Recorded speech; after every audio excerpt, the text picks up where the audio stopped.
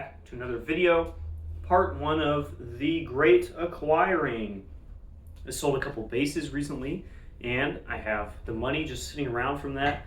Been waiting for deals, for cool stuff to pop up, and some things have popped up. Several instruments, in fact, that I've been looking for a long time, and at reasonable prices, so I can just kind of yoink, yoink, yoink. And in fact, let's see, all the stuff I'm getting. Yeah, it's kind of all just stuff that I've wanted for a long time, and I haven't had the money, or they just haven't shown up for sale for like years and years and years and years. And the first one showed up last night, and it's this one. And yes, it's another gimmicky Holton trombone.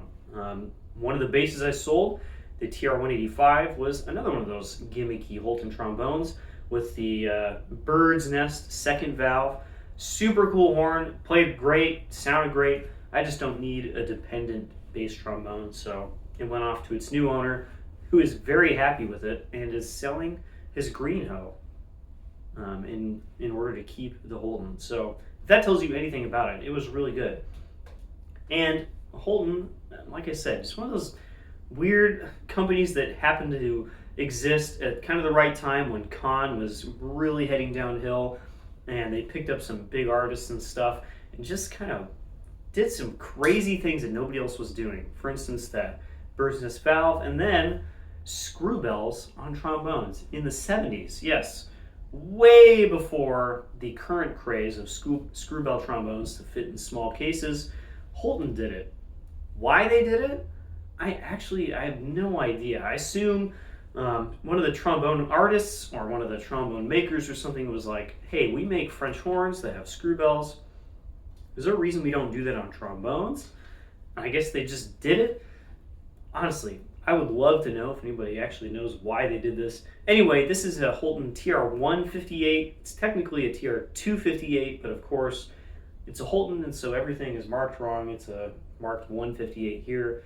The 2 instead of a 1 just means screw bell. So if you ever see like a Holton 281, that's a screw bell Holton TR-181, for instance. This was actually designed originally as a straight instrument for Jay Friedman, the TR-156 and 256 for the screw bell version. He only played straight horns. He had no idea even that there was an F attachment version. I think Holton was probably like, cool, well, that's a very nice straight horn we just made. We're going to sell like 7 of those, so let's make an F attachment one as well, and sell, probably many times more of these. And they did, and I think they still marketed it as a Jay Friedman instrument, even though he didn't know it existed, and he never played one, never owned one or anything.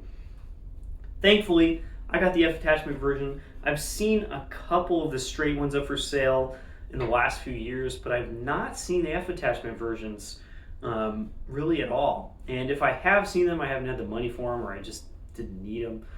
This was nice and cheap and came with the original case. Let's show you that real quick. It's not exactly small. It's the same length as like a normal tenor case. You can see it, I can barely get it in the screen, but of course it's very slim. I'm definitely going to keep this, the case that is, for now. We'll see if I keep the trombone for a long term, because of course I have another 3 large tenors on the way with my large tenor project, the box.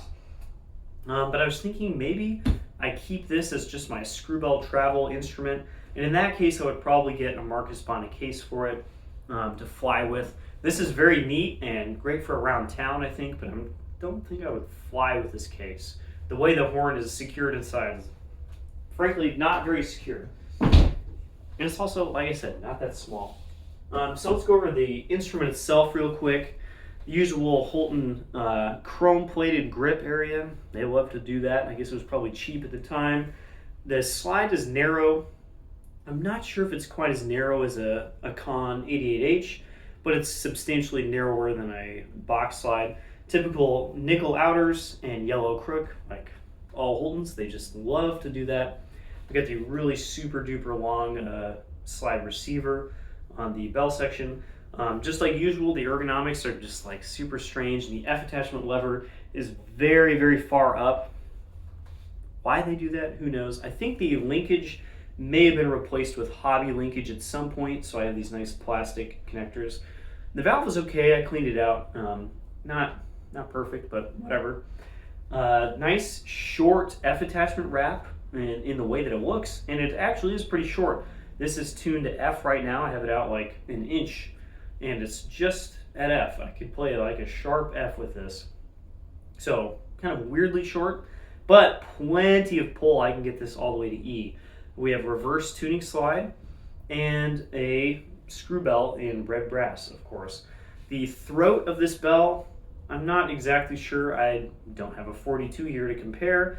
I'm going to say it's probably a little bit smaller, but it is the same size right here as a 42.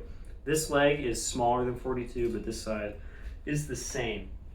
Maybe that's 88H size. I have a feeling this is completely proprietary to Holton. There's no copying going on with this instrument. In any case, it plays really well. It's got nice defined slots. It's got a very good high range. I've been borrowing a straight Bach A47 for a while, and the high range on that is like not bad, but man, you have to just place things just right, or it doesn't really center, and this just kind of does it for you. A lot of that is the narrower tenor crook, I'm sure, compared to the Bach wide bass crook. But it just plays really well. The low range is totally fine. It's not super open because of this, but it's not awful either. There's no like weird leaks or anything like I've had in the past with 42s. Man, it just plays great, and I'm very excited to use it literally today in rehearsal. I very much needed this instrument. And then later this week, I have some more stuff as well. So I get plenty of time to get acquainted with this, closer acquainted with this, and tell y'all how I feel about it. And once I get my 42s, I can decide whether I keep it or whether I pass it on. Right now, man, it's pretty neat. Another Gimmick Holton trombone. That's all I got. See you guys next time.